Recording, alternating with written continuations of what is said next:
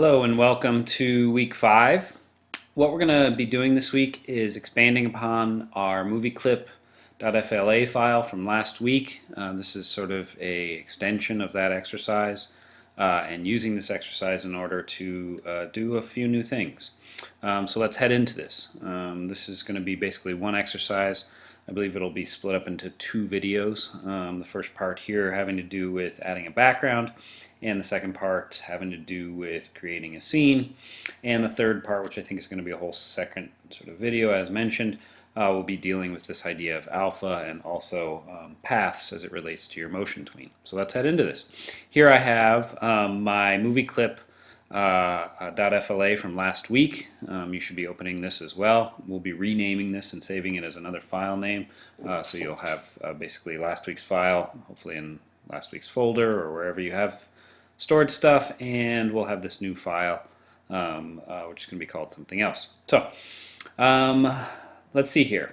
First we open up the file, easy enough.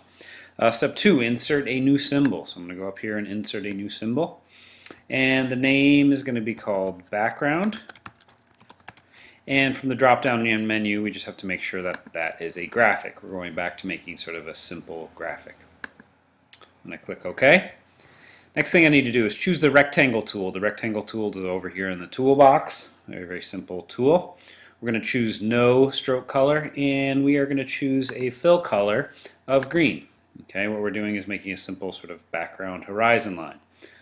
So I'm going to click and hold, and I'm going to draw a rectangle. Okay, so it doesn't have to be any particular size or shape at this point. We're going to fix that in a second. So I'm going to click, hold, and I draw a rectangle. Okay. Now, what we need to do at this point is sort of size this thing and make sure it's the correct size as we bring it into our scene. One little panel we haven't used is going to be called the info panel. And if you don't have that open, you can go to Window, Info, and it'll look something like this. Okay, it probably has the Align and Transform panels attached to it. What I need to do is basically size this thing, and here we are at step 7, using the info panel, size it so it's at 575 wide. I can use what's called the free transform tool. I'm going to select this, so I'm going to select that, and then hit this free transform tool. So using a combination of this selection tool and the free transform tool, the free transform tool is going to make us able to sort of make this thing larger and smaller. If you look over at our info panel, as I size it, you'll see the width and the height of this thing change. Okay, so we can sort of see it changing. The only thing, we want this thing to be at least 575 pixels wide. This will cover our entire area on our stage. So what I'm going to do is I'm just going to leave it as close. I put 599.9, it's almost 600 just to be safe. Now, next thing it says, use a combination of the selection tool and eraser tool to draw a simple horizon. Okay. Now, what I mean by this is this thing right here is sort of a drawn vector graphic. Okay, just like we had with the sort of white background of our bird graphic, we've sort of turned this into a vector graphic. We can see the sort of dots. This means we can sort of erase and take away portions of this thing. And I'm going to show you sort of a quick little way to do this. I'm going to click, hold, and I'm going to sort of select most of this thing. And I'm going to delete it. Okay. Next thing I'm going to do, and this is all part of step 8 here, I'm going to go over to my eraser tool. I'm going to choose a decent size. We have eraser shape. Okay. I'm going to choose a eraser here, and I'm going to basically sort of okay, draw a little horizon. I'm going to go back to my selection tool, and I'm just going to select that and hit delete. Okay, you can do that all sorts of ways. You can just straight erase if you wanted to. It just might take a little while. I find using sort of the selection tool by selecting portions of something and then just hitting delete on the keyboard to be considerably faster. Okay, so step 9, choose a paintbrush and a brown fill color, and I'm going to choose a larger size there, and I'm going to draw a tree. This tree is very simple. and a little sad and has all its leaves off of it, but let's call it a tree. Next thing we're going to do, step 11, with the oval tool, and we're just getting to know a few other tools here. I'm going to draw, and I'm going to choose a yellow fill color. I'm going to draw a little sun. If I hold down Shift on my keyboard, you can hear me probably holding down Shift. That means if I hold down Shift, that will draw proportionally, so you can see when I let go, we get a little wonky in terms of an actual oval. I just want a simple sun, so I'm going to draw that sun up in the top right. Okay. Now, I have a very, very simple background here. In the spirit of making this demonstration, somewhat digestible in terms of time, we're not going to sort of get into making too detailed of a drawing here. I expect obviously a little bit more once we get to our projects, etc. So, step 12, click on scene 1. So we're going to click over here. And then it says, step 13, insert a new layer, and we're going to call it background. Okay, so I'm going to insert, I'm going to go insert new layer here. I'm going to double click on its name, and I'm going to call it background. Okay, all in the effort to sort of keep organized over here. Step 14, we're going to make sure that this is below, this background layer is below. It's going to be the background, so it literally should be the background. Remember, our layers over here are a hierarchy. So layer 4 is on top of 3, 3 on top of 2, etc., down to our background. Our background is going to be this horizon, a sun, and a tree. We want it in the background.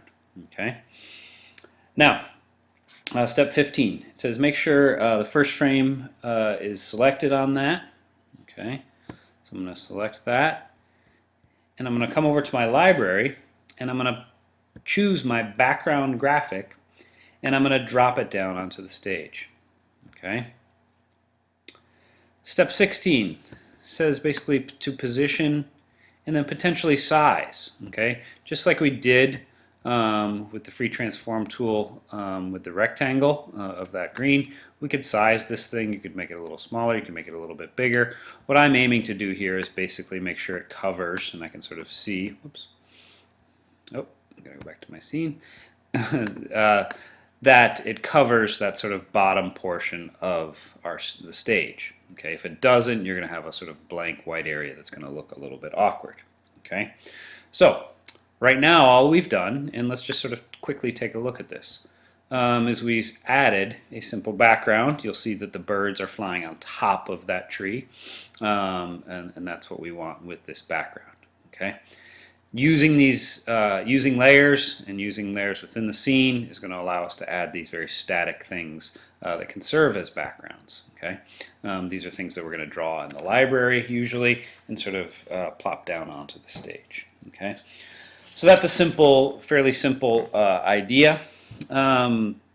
It's sort of recapping some simple ideas we've gone over before, which is dealing with the library, dealing with making a new symbol, dealing with layers, naming the layer, and then extending things out within the scene.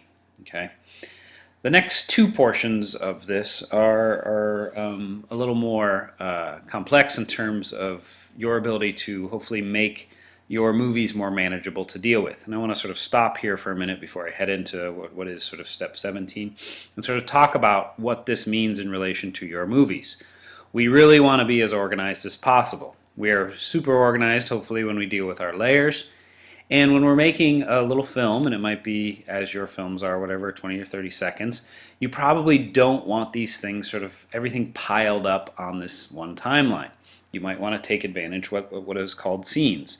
Scenes are simply different timelines that we can sort of string together.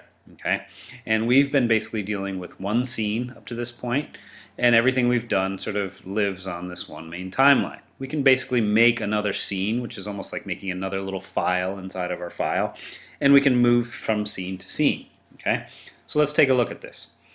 Step 17 says insert scene.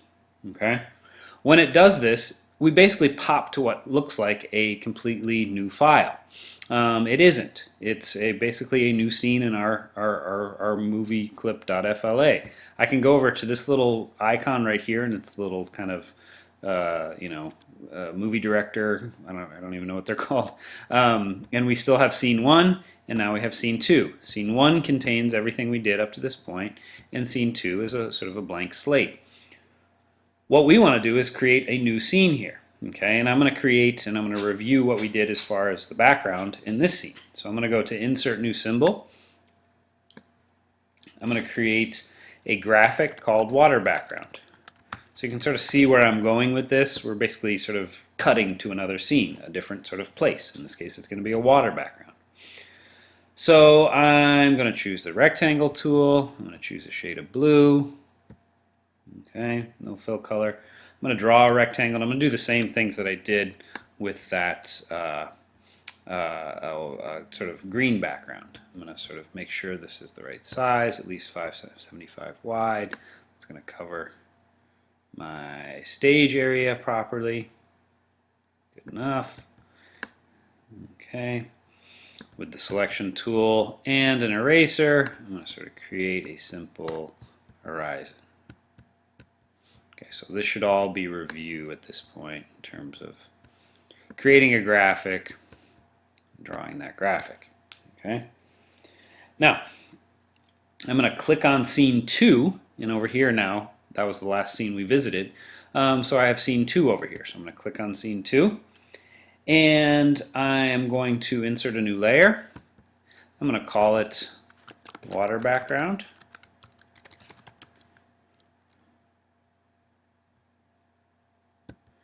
And I know it's going to be a background, so I'm going to pull that down. And I'm going to grab water background over here, and I'm going to drop it down onto the stage. Okay, just like our sort of tree background with the sun. This is sort of our water background. Okay. Now, next thing we need to do is we're going to simply insert a frame. I'm going to click insert a frame out at 160. I know that I'm going to sort of be doing something in the next steps that allow me, that I need some space for. Okay, I need some space in terms of this timeline. Okay, looking at my little list here, one thing I did forget, and that's okay because I'm going to go back and sort of show you what happens here. I'm going to go back to my water background. It looks like I forgot, because I was moving a little too quickly, to put a little sun in this.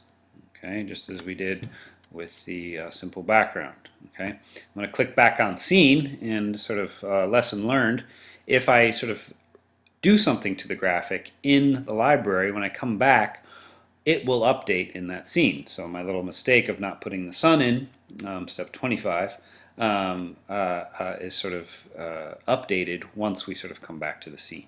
Okay, so in review for this portion of the video, and I'm going to move on to the last section of this in the next video, dealing with the idea of layers again, dealing with this idea of backgrounds. This is a static graphic that sort of lives on the timeline but really doesn't move. If you think of that movie you guys watched, The Street, there's a lot of probably static backgrounds in there, the buildings, certain things that don't move. Okay, you can sort of make your movies a little more complex with these graphics, and they sort of obviously add sort of a setting to your movie. Okay, so I'm going to stop here, and as we head into the last or the second video of this, we're going to be dealing with the alpha and dealing with the path of your motion tween.